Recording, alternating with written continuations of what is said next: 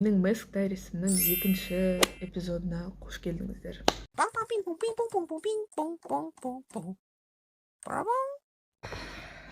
Mask. Одно слово, а сколько боли. Согласитесь? Да, очень согласимся. Да. Әсіресе Mask'қа неше 19-18 күн қалғанда вообще супер кайф. Мен алдыңғы видео шыққалы дайындығымды бастадым ба? Жоқ. Mask, а сколько боли, одно слово деген, ол менің ең алғашқы видеомнан алынған үзінді. Дистанционное обучение. 2 слова, а сколько боли. Согласитесь? Айтпақшы, осыны тап сол штативқа түсіріп жатырмын қазір. Өзгергені уақыт пен телефон. Телефон қатты өзгерген жоқ, просто басқа версиясы. Түсіндіріп алдым. Шыны керек, мен қазір күлетіндегі халде емеспін. Неге? Өйткені жалпы Mask'қа особо қиналып отқан жоқпын. Менің көп ойлайтыным, ол ана жерде бәленбай сағат қозғалмай отыратынымыз. Даже если я веду особо малоподвижный образ жизни, какая разница, но там сидеть в спортзале среди кучи людей, просидеть полчаса плюс. То есть, мысалы, сен 90 минут экзаменнің өзін жазасың, и одан бұрын сен 30 минут тағы күтесің. Просто инструктаждың бәрі біткенше, оның бәрін күтіп, көзің бақырайып, орның шығып отырасың. Осы не очень. По идее, нормально болу керек сияқты. Бірақ қазіргі таңда ең үлкен мәселе математика. I mean, that's been a problem ever since I entered the territory of school, I think. Неге? Бүгінгі күн вообще хаотик болды. Таңертең тұрғаннан кейін, телефонға кіріп кеттім. Тұрғаннан кейін дегенде завтракке бардым. Сосын упражнение жасау керек болды. Мен онымен жатып қалдым. По идее, далаға шығу керек болды. Сосын дала, жел, күні бойы ысса, кеш болып қалған шығар деп шықпай қалдым. Енді бәрібір упражнение істеу керек. Жалпы мен мына жерде бұл дейтін біздің общактағы коридор. Просто арт жақта. Мен әншейінде осы жерде сабақ оқимын. Мәселе неде? Мен бұл жерге 5-тен бұрын келдім. Сағат қазір. That's the problem. Мен осы жерде матаммен әлі күнге шейін отырмын. Менде мұндай үлкен дәптер бар. Оның ішінде мен түсінетіндей нәрсе жоқ негізінде. Бұл үлкен проблема. Неге? Өйткені мен шыны керек. Қазір менің ойымда бір нәрсе бар. Мен мынаның бәрін түсінуге басым жетпейді. Түсінуге лайықты емеспін деген сияқты. Түсінуге болады. Бірақ өзімді андай тупой сезінемін да. Просто вообще в одно ухо влетает, из другого вылетает. Мысалы, ағайдың сабағында отырғанда, ол 9-шы класста өткен, 10-шы класста өткен тақырыптарды қайттан бастайды да. Там 5 минуттың ішінде разделдің барлығын өтіп шығады. Вот, мы все прошли. Смотрасың, осылай, оны осылай шығарады екен ғой. Ағай шығарғанда бәрі оңай көрінеді. Реально. Менің өмірімдегі алғашқы мұғалім математиканы оңай айтып түсіндіретін. Бірақ оны сен сабақта түсініп алғанмен қайттан өзің қарастыру керексің. Өзің басқа материалдардан кәдімгідей түпкілікті түсініп алатындай өзің талпыну керексің. Менде ондай талпыныс бар ма?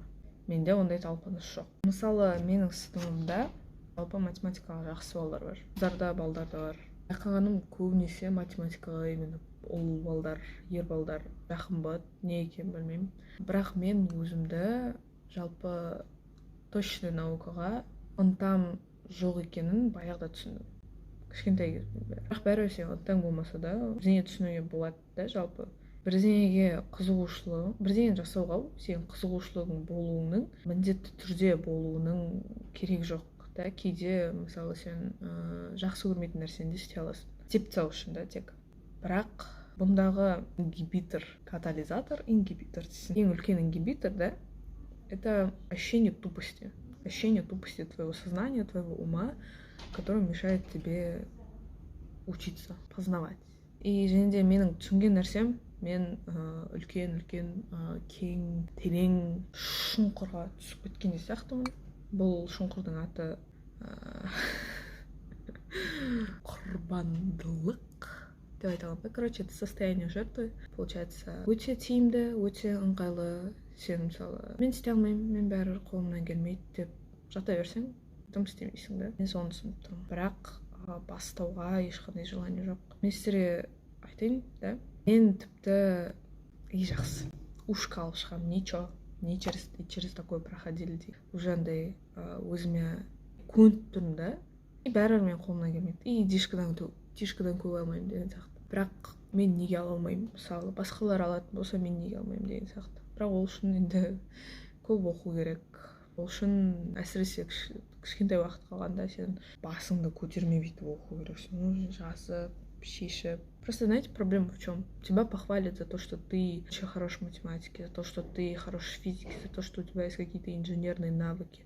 Но тебя никто не похвалит, тебя даже по башке там не погладят за то, что ты понимаешь митоз, мейоз. Да? Даже в нашей школе, мне так кажется. Хотя, в принципе, нет особо такого, но я реально чувствую себя тупой. Прям по биологии мы проходим этот экосистемы, и получается объем биомассы, сколько нужно биомассы, чтобы вырастить там, я не знаю, дельфина, лошадь, корову. Там тебе нужно считать. Я не понимаю, как надо считать. Совершенно просто. И знаете, что самое главное?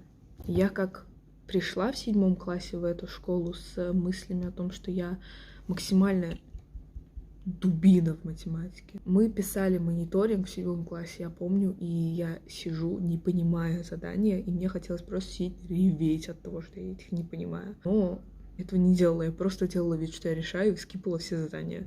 Я еще помню, тогда выходил альбом Холзи, я такая, вау, я буду слушать альбом Холзи, а не решать вашу тупую математику. Еще, я не знаю, это можно говорить или нет, и это ощущение, оно не ушло. Не ушло совершенно. Такое чувство, будто все вокруг могут понять эту математику, кроме меня. Потому что были моменты, когда я готовилась к ВСО, когда я решала, у меня получалось правильно, где-то получалось неправильно. Я такая, да, вот я поняла свою ошибку, и теперь я буду правильно решать. И в итоге держи 10 из 35. Это, получается, это была вторая четверть, это была тригонометрия, тригонометрические неравенства. И я зашла уверенно, потому что я прорешала очень много неравенств. Но я все равно еле дотянула 4. Типа, нас на протяжении 3 лет называли чайниками. И я поняла то, что я довольно-таки чувствительный к словам человек. И когда в группе определенного человека называют каким-то, я перенимаю это все на себя. И я думаю, если у этого человека что-то не так, скорее всего, у меня именно это тоже как-то хромает. Значит, это тоже меня касается. And that still affects. Я сижу просто, у меня вот тебе. Это моя математика. Я не хочу готовиться, я не хочу совершенно. Я хотела заниматься другими делами. Не знаю, я хочу лето, я хочу работать. Я не хочу готовиться. Не хочу просто. Хочу...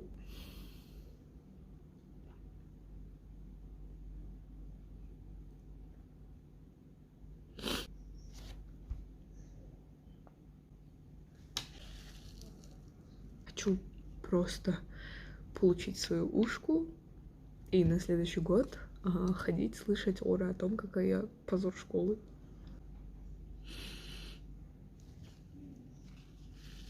Но нет никакого смысла проливать слезы из-за собственной же тупости. Ну, вы знаете, единственное верно то, что у нас очень хороший преподаватель по математике, потому что он еще очень собранный, потому что есть очень много материалов, которые он сделал. Я сейчас открываю сборник со всеми целями. У него есть Notion. В Notion просто все по порядку разложено. Было бы неуважительно такой труд обесценивать, наверное. Вот тебе и Math Diaries. Короче, let me tell you a story. Есімде бастауыш мектепте, короче, не вот апай есептер беретін болды. Сонда кім ең бірінші келеді, сол, короче, жеңеді дейді. Балдар келеді, бірінші шығарады. Есептерін шығарып көрсетеді.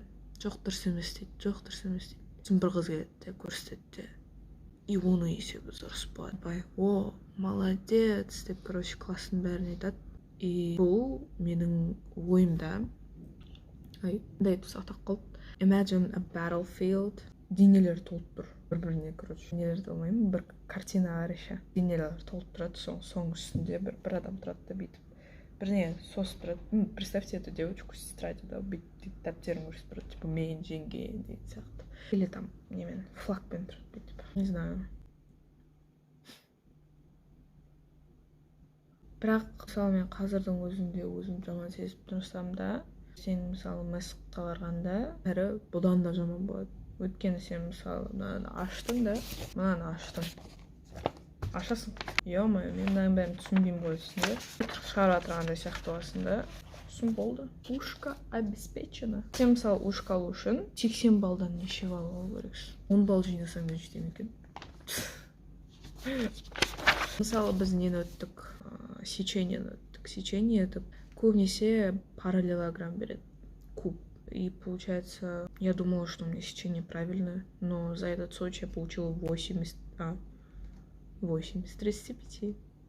Мне не хочется это делать. Мне хочется просто смотреть и пялиться на этот док. Смотрите, этот человек собрал все для МСК просто. Вот тебе пробники. А, нет, это официальные. Вот тебе подготовки по темам. Вот тебе онлайн-тесты. И сегодня я себя просто совершенно ужасно чувствую. А еще на камере это выглядит сильнее, на самом деле, чем в жизни. Мне кажется, мне нужны витамины. Что делать? И я не смотрела сейчас математику. Ну что, покакали, поплакали, а теперь математику делать. Кешегі менің хәлім өте жаман болды. Было грустно, поэтому я так сидела, я не хотела ничего делать. Мындай компьютер. Лови момент. Маған надо. Өте тәтті. Алып көріңіздер. Собственно, что? Чтобы сегодня сесть, начать готовиться к математике, когда осталось 17 дней, мне надо было вчера погрустить, не сидеть над математикой, сидеть за столом типа над математикой, но не делать математику, потому что я перешла делать другое вообще. И поделать упражнения до 2 часов ночи. При этом я, начала, делаю упражнения, там поворачиваюсь так. И просто в один момент меня просто взрывает. Я стою и пытаюсь не плакать, но я в итоге разрешила себе поплакать. И знаете, когда ты разрешаешь себе просто всплескнуть эти эмоции, оказывается хорошо. Оказывается, это хорошая разгрузка для нервной системы, потому что не обязательно burst in tears, понимаете? Не обязательно прям реветь. Можно просто поплакать минутки 3, посидеть, и все. И тебе становится лучше. Потом я, скачала приложение на апам.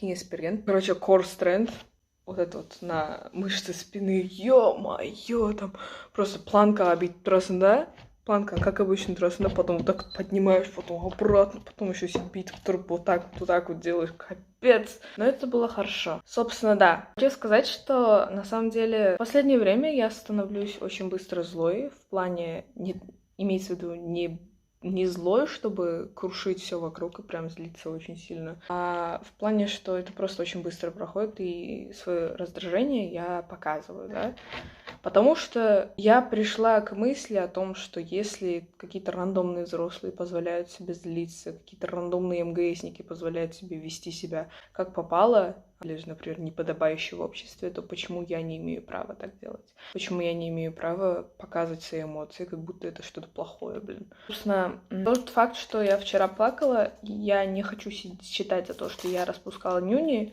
как меня этому учили 2 человека, которых я боялась с периода с 7 по 9 класс, что ты просто не можешь этого делать. Собственно, да. И математика — это настолько просто. Люди, которые любят математику, прошу прощения, но на протяжении всей моей жизни она не приносила мне никаких положительных эмоций, вообще никаких. Ладно, да, допустим, есть физика, есть информатика, которые ты просто не хочешь учить, хочешь просто, чтобы она от тебя отвязалась, и все. Но математика — это настолько больно. Это такая нервотрепка. Я вообще не понимаю, как могут быть люди, которые любят математику. Есть люди, которые хороши в математике. Я учусь с ними. И я им очень сильно завидую. Потому что тебя никто не похвалит. Как я сказала, тебя никто не похвалит за то, что ты понимаешь цепочку ДНК, за то, что ты разбираешься в оксидах и прочее. Но когда ты хорош в математике, это хорошо. Ну, пойду вот эти окружности учить, ё-моё. Я просто, знаете, это моя тетрадь с 9 класса, я смотрю на нее, и мне больно, потому что я сидела это записывала, при этом не понимала. Вот. До свидания.